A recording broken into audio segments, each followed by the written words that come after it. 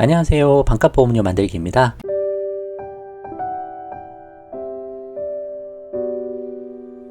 오늘은 4세대 실비 착한 실비 2 2021년 출범 예정이란 제목으로 1편 영상을 준비해 봤습니다. 여러분 뉴스에서 좀 보셨죠? 이제 내년에 실비가 새로 바뀐다. 새로운 실비가 나온다. 보신 분도 있을 거고 아직 못 보신 분도 계실 텐데 2017년에 착한 실비가 출범된 이후 약 4년 만에 새로운 실비가 또 출범될 예정입니다. 그래서 오늘 시간에는 4세대 실비가 출범된 배경에 대해서 한번 알아보고 여기에 또 숨겨진 꼼수 같은 것들이 있는데 그것들에 대해서도 한번 알아보는 시간을 가져보려고 해요. 이게 왜 알아야 되냐면 우리한테 직접적인 영향이 있습니다. 그래서 꼭 잘 아셔야 돼요. 그래서 제가 영상이 몇 개가 될지 모르겠는데 하나씩 영상 올리면서 짧게 만들어 드릴 테니까 꼭 보시고 잘 고민을 해보시고 대응도 잘 하셨으면 좋겠습니다. 시작해 볼게요.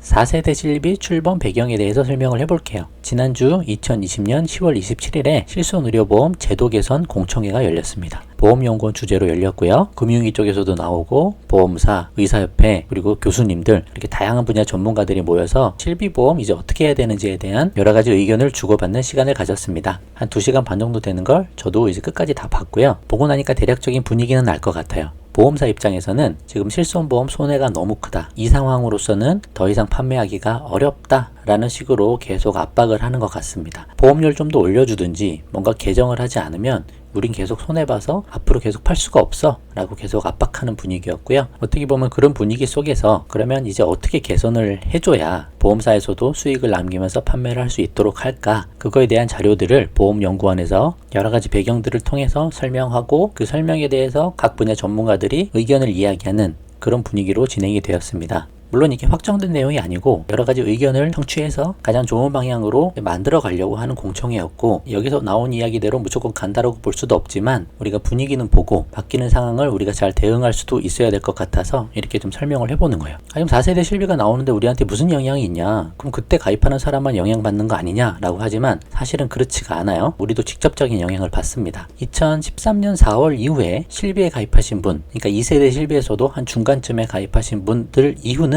모두 실비보험이 그렇게 돼 있죠. 1년 갱신, 15년 재가입, 그러면서 100세까지 유지가 된다. 그래서 갱신은 보험료가 계속 갱신되는 거지만 15년 재가입 조건 때문에 15년 재가입할 때는 이 실비보험을 연장해서 100세까지 가져가기 위해서는 변경되는 약관을 수용해야 돼 라는 조건이거든요. 수용하지 않으면 재가입이 안 되는 거예요. 그럼 수용을 하려면 그 약관을 수용한다는 의미는 그때 당시 판매하는 실비에 가입이 된다는 의미입니다. 그렇기 때문에 15년 정도 지난 시점에 실비가 많이 바뀌어 있으면 우리는 그 실비에 가입되게 돼 있는 거죠. 그래서 지금 실비가 바뀌는 거에 대해서 우리가 영향을 안 받을 수 없습니다. 그리고 2013년 4월 이전에 가입된 실비는 그 조건에 해당은 안 될 거예요. 기본적으로 바뀌는 내용이 소급 적용되기가 힘들 거기 때문에 그런 내용도 딱히 나오진 않았고, 그렇지만 어떤 계속 부담이 있냐면 예전 실비 같은 경우 특별히 더 보험사 입장에서 손해율이 크기 때문에 이 실비보험에 대한 제한을 풀어줘야 된다라는 계속 압박을 하고 있습니다. 여기는 보험료를 상승시켜줘야 돼. 옛날에 가입된 실비는 손을 못 대기 때문에 계속 우리 손해율이 큰데 이거를 보험료를 더 이상 올리지 못하게 막아버리면 우린 더 이상 못해. 그런 식으로 얘기 나오는 거예요. 그럼 예전 실비 가입자는 앞으로 보험료가 더 많이 오를 수 있고,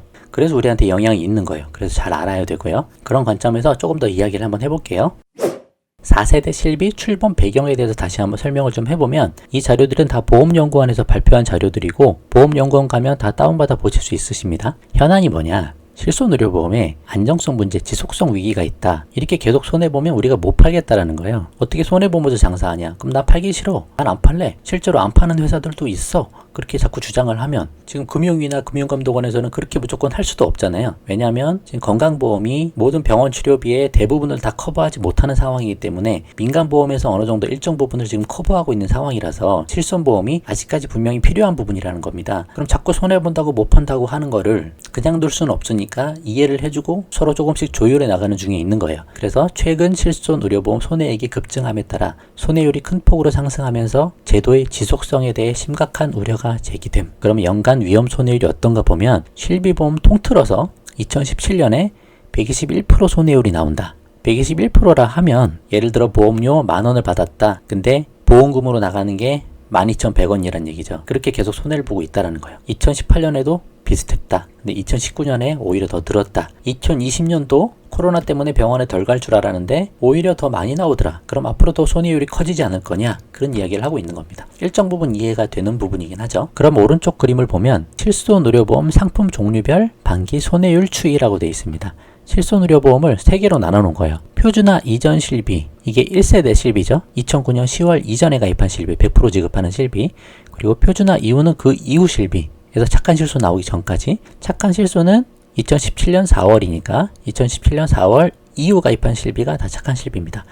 맨 밑에 게 착한 실비고 그 다음에 표준화 이후 실비, 표준화 이전 실비 그렇게 되어 있습니다. 손해율을 이렇게 보여줘요. 그러면 1세대, 2세대 실비는 보면 130%에서 140%까지 이렇게 막 나오잖아요. 어느 정도 이제 안정화는 됐는데 18년 이후로도 계속 이렇게 좀 높아지고 있는 분위기인 것 같습니다. 이 정도 나오니까 못 팔겠다라고 하는 거죠. 그러면 착한 실비는 어떨까요? 착한 실비를 보면 2017년에 새로 출범이 돼서 쭉 이제 손해율이 올라가고 있죠. 이때는 아직 뭐 가입한 사람이 많지 않았으니까 이제 쭉 올라가고 있는 건데 한 100%에서 수렴하는 분위기로 보이는 것 같아요. 근데 이제 발표할 때는 보면 착한 실손도 손해율이 계속 커지고 있기 때문에 뭐 120%, 130%까지 가지 않겠느냐 그렇게 이야기를 하고 있어요. 근데 사실 그거는 사실이 아닐 것 같아요. 왜냐하면 1세대, 2세대 실비 비해서 착한 실비는 비급여 중에서도 보험금 청구가 가장 큰 특약들을 3대 비급여 특약으로 만들어서 걔들은 자기부담금을 30%까지 높여놨지 않습니까? 그럼 1세대, 2세대는 자기부담금이 0%나 아니 많아봐야 10%일 텐데 그 가장 많이 비용이 큰 비급여 특약을 30%까지 빼놨는데 이게 어떻게 여기까지 똑같이 가겠습니까? 그리고 급여, 비급여 자기부담률도 10%, 20%나 20%, 20%로 키워놨잖아요. 그럼 이 수준까지 따라갈 수가 없죠. 착한 실비는. 그래서 이 정도에서 수렴하는 분위기 아니냐 저는 그렇게 생각을 하고 있는데 그분들이 발표할 때는 착한 실비도 이제 어떻게 될지 모른다. 더 올라갈지도 모른다. 그렇게 얘기를 하는 거예요. 그런 이야기를 해야 착한 실비로도 안 되고 실손보험을 또 개정을 해야 된다. 그렇게 이야기를 하기 위해서일 수도 있는 거죠. 그럼 여기서 지금 말씀드리고 있는 손해율이 위험 손해율이란 거예요. 위험 손해율이란 걸 좀 기억을 하시고 다음 페이지 한번 가볼게요. 앞에서의 자료와 마찬가지로 계속 손해율이 급증한다. 그런 내용에 대한 배경 자료예요. 근데 여기서 중요한 내용이 있습니다. 이 빨간색 부분들 잘 보셔야 돼요. 좀 전 페이지에서 보여드렸던 손해율은 위험 손해율입니다. 위험 손해율이 뭐냐면 손해율을 계산할 때 보험사가 별도로 가지고 가는 사업비는 제외하고 계산을 한 거예요. 사업비 빼고 우리가 챙겨야 될 거는 이미 다 별도로 떼놓고 나머지 금액 가지고 계산한다는 얘기예요. 그러니까 사업비가 뭡니까? 부가보험료죠. 부가보험료가 뭐예요? 우리 건물 관리하는 비, 사람들 뭐 직원들 월급도 줘야 되고 여러 가지 나가는 비용들이 있을 거 아닙니까? 회사를 운영하기 위해서. 그런 거는 일단 다 빼고 나머지만 가지고 계산을 한번 해보자. 근데 세상에 손해율을 계산할 때 그런 거 다 빼고 계산하는 회사가 세상에 어디 있습니까? 그냥 총 받은 금액에서 총 나간 금액을 계산을 해야죠. 그게 영업 손해율이라는 거예요. 이 왼쪽에 있는 거. 근데 자꾸 위험 손해율로 가지고 계산을 하니까 손해율이 커 보이는 거죠. 이렇게 보시면 영업 손해율과 위험 손해율을 이렇게 같이 표기를 해놨습니다. 영업 손해율을 지금까지 잘 알 수가 없었어요. 왜냐면 이거 물어보면 영업 기밀이야. 이거 줄 수가 없어. 그런 식으로 얘기가 나오거든요. 그래서 잘 알 수가 없는데 여기서 다 공개가 되는 겁니다. 2017년 보시면 영업손해율은 101.2%예요. 아까 위험손해율은 121%라고 했는데 사실 사업비를 안 빼고 계산을 하면 101% 수준이라는 거죠. 그럼 그렇게 크게 손해본 거 아니지 않습니까? 2018년도 마찬가지예요. 100%잖아요. 그럼 크게 손해본 거 아니잖아요. 어차피 받은 돈에서 나간 거 계산하는 거니까. 그렇게 따지면 손해율이 그렇게 큰 게 아니죠. 2019년은 어떠세요? 111.6% 정도 나오네요. 이때는 손해를 좀 봤다고 치죠. 그러면 모든 상품이 다 이렇지는 않지 않습니까? 수익 보는 상품도 있을 거 아니에요. 그 수익 보는 상품에서 수익 보는 건 아무 얘기 안 하고 이렇게 조금씩 손해보는 상품 가지고 이거를 위험 손해율이라는 용어를 만들어서 쓰면서 위험률을 부풀리고 있다. 저는 그렇게 생각을 합니다. 그래서 개선을 해야 돼. 그러면서 수익성을 제고할 거야. 그런 식으로 나오고 있는 거죠. 그래서 제가 숨겨둔 꼼수가 아니냐라고 생각을 하는 부분이 이런 부분입니다. 물론 이게 제 생각이고 제 추정이라서 틀릴 수도 있는 부분이지만 기본적으로 제 생각은 그래요. 그래서 좀 더 보시면 101%하고 121%는 한 20% 정도 차이가 나죠.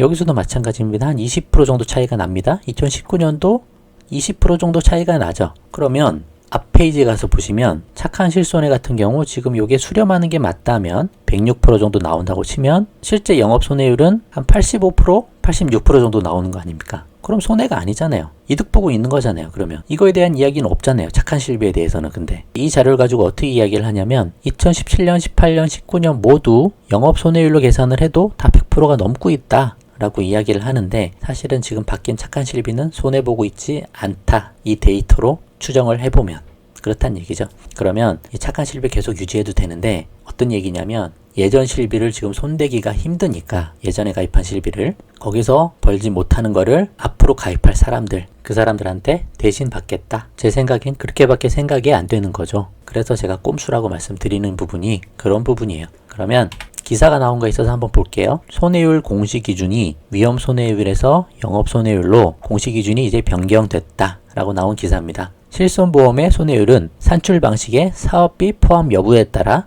위험 손해율과 영업 손해율로 나뉜다. 제가 말씀드린 그 부분이죠. 그래서 어떻게 돼 있냐면 그동안 실손보험은 협회나 금융당국 공시자료 등에서 모두 위험 손해율 개념을 사용하고 있는 반면 자동차 보험은 영업 손해율을 공시해왔다. 이에 실손보험사의 위험 손해율이 정확한 손익 변동을 보여주는 지표로는 적합하지 않다는 논란이 제기돼 왔다. 일각에서는 실손보험의 손해율을 과도하게 부풀리기 위해 위험 손해율 개념을 사용하는 것이 아니냐는 목소리도 나왔다. 그렇죠? 누구나 좀 자세히 보고 공부하면 누구나 느낄 수 있는 부분이지 않습니까? 이제는 다시 바뀌었다라고 하니까 이제는 좀 더 자세히 알 수 있겠죠. 이거 알면 뭐예요? 우리는 힘도 없고 바뀌는 대로 그냥 따라가는 입장이니까. 그렇지만 최대한 잘 알고 어떻게 잘 대응해야 되는 건지 한번 생각을 해보는 시간도 가지면 좋겠다라는 차원에서 만듭니다. 좀 내용이 길어졌는데 다음 시간에는 4세대 실비 예상 변경 내용에 대해서도 좀 더 상세히 설명해보는 시간을 가져보도록 할게요. 오늘 영상은 여기까지만 하고요. 도움되셨으면 구독과 좋아요 부탁드리고 공유도 많이 부탁드립니다. 마칠게요. 감사합니다.